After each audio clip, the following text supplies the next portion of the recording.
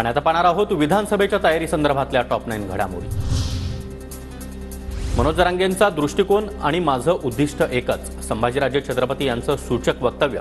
संभाजीराजे यांच्या वक्तव्यानंतर जरांगे आणि स्वराज्य संघटना विधानसभेला एकत्र येण्याची शक्यता, तर संध्याकाळी दोघांमध्ये तब्बल 3 तास बैठक।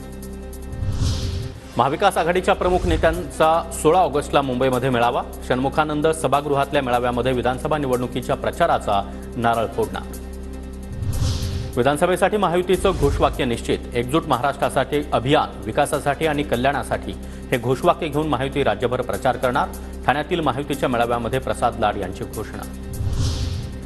इंडिया आघाडीसोबत जाण्याची MIMची इच्छा, आम्हाला किती जागा द्यायच्या हे आघाडीनं ठरवावं, इम्तियाज जलील यांचं वक्तव्य। तर इम्तियाज जलील यांचं वक्तव्य ऐकलं, हायकमांडसोबत चर्चा करू, विजय वडेट्टीवार यांचं उत्तर। विधानसभेसाठी ठाकरे गटाचा पुणे जिल्ह्यामध्ये विशेष प्लॅन, शिरूर, मावळ, बारामती आणि पुण्यामध्ये 2 जागांची मागणी करणार, सूत्रांची माहिती।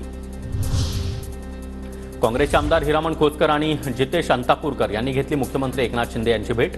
दोन्ही आमदारांवर विधान परिषद निवडणुकीमध्ये काँग्रेसचा व्हीप न पाळल्याची चर्चा। इगतपुरीमधील 15 कोटींची कामं मुख्यमंत्र्यांकडून मंजूर करून घेण्यासाठी भेट, येत्या निवडणुकीमध्ये काँग्रेसकडून मलाच तिकीट मिळणार, आमदार हिरामण खोतकर यांचा दावा।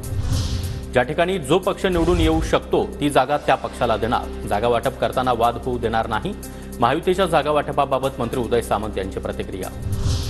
राजापूर लांजा विधानसभेसाठी किरण सामंत इच्छुक असल्याची माहिती, ठाकरे गटाच्या राजन साळवींना किरण सामंत टक्कर देण्याची शक्यता।